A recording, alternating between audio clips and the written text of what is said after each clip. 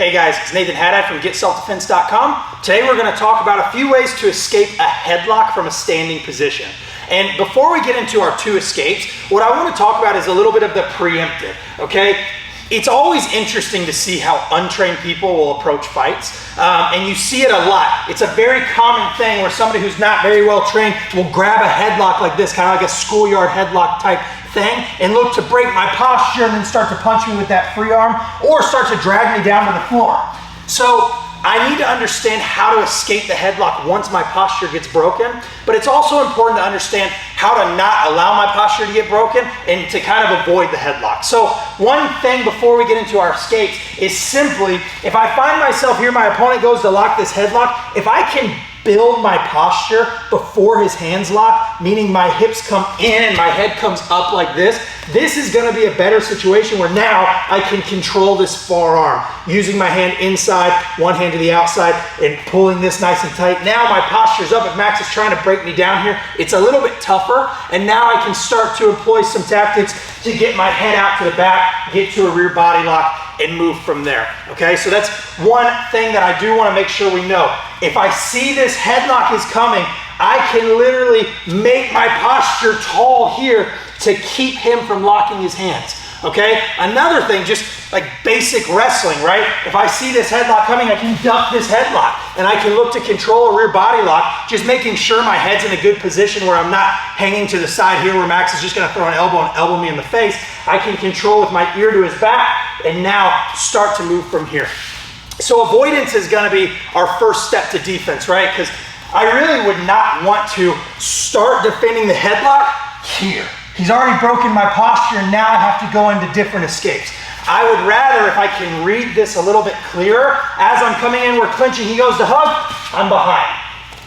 Or he goes to hug, I build, and now I catch, and now I can start to look for different ways out. So that's just gonna be a couple ways we can avoid the headlock before we go into our various escapes. I found myself in what would be like a schoolyard style headlock, right? My partner has his hands locked, and he's gonna do one of two things here. He's either looking to punch me in the face, or torque me over and throw me to the floor. We'll address both of them. For this one, let's talk about him trying to punch me in the face here. So first and foremost, I want to give Max a better target of my face, right? I want to give him the hard part of my head rather than my face. So when I'm in this position, my chin is going to be tucked so that way he's getting the top of my head. Okay, if I did have to take a shot, I'd rather take it here than on my face.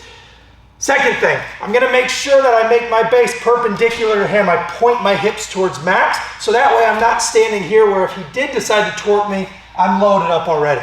So I tuck my chin, I make a nice angle to get my base set up. Now, my hands are gonna get to work as well, and I'm gonna reach inside and collect his arm in some way to make sure that as Max goes to try to punch me, I'm controlling with two hands on one, okay? Now, Max is looking to punch me. I've set my base, my head is down. Now let's get out of here. I'm gonna take my right hand free. I'm gonna come out, I'm gonna come over with my elbow high, okay? Now my hand is gonna come under his chin, and as I drop my elbow back and down, I can raise his neck up. So as Max tucks his chin, I come underneath, I drive, and I can start driving him to the floor using my head and that pull. So let's see this again. We found ourselves in this headlock. Look, my position's not great here. So first and foremost, I tuck my chin, I get my base. Now I collect in some way so that if Max is looking to punch me, I'm controlling two hands on one, okay? Now, I could use my head here to try and drive Max back and bump my knee and push him. But if his base is good, I might also want to use this hand. So again, my hand will come out, in front, elbow high. I can grab on the neck, grab on the chin. As my elbow goes down, his neck comes up, I bump, I push him back, okay? From a little bit of a different angle. Here he grabs this headlock. Look, I set here. Look how my hands are round. I control the hands 2 on 1. I go out, over, elbow high. As I drop the elbow to the floor, I raise my hand, I bump, drive him to the floor. Let's talk about another way we can escape this headlock, and this time when my opponent is looking to torque me down to the floor. So we already discussed if he was here and he was looking to punch me, how I can control and then start to drive him back. But what if I made the mistake and he's torquing me to the floor and my base is here? Well, now things have to change, okay? And when I feel myself being torqued, my momentum's already gone, right? It's too late for me to try to catch my base. I'm already falling. What I don't want to do is have this guy fall on top of me and then have me in a headlock here. So I'm going to use the momentum, and I'm actually going to speed that roll up to then come on top. So I'm here, Max has this headlock. I'd like to control the arm if I can. As he torques, I step in front. I'm going to reach through and roll over my side here. Now I finish on top with my knees up underneath Max, okay? And from here we can start to look how to escape this headlock. Let's look at the technique first, and then we'll get out of the headlock from the bottom. So, again, I made the mistake and my partner's really torquing me down to the floor.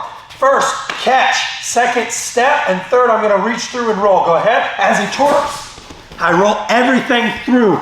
Now, once I find myself here, it's really important that I didn't just roll and stop on my side like this, because now it's a battle to see who can get on top first. I don't want that. I make sure that I come up to my knees. I put my knees up under his back and my feet flat. I sit low. So that way if Max tries to pull me over top of him, I have base, okay?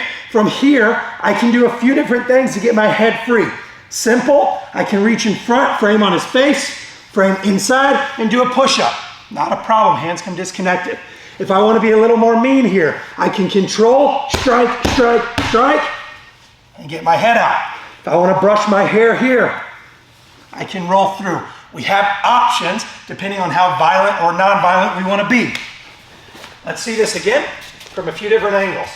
So I made the mistake, he's torquing me down. I step, I reach, and I roll. I find myself on top, and pay attention to my knees here, guys. Up, and I sit. So if Max is pulling me through, I have good base.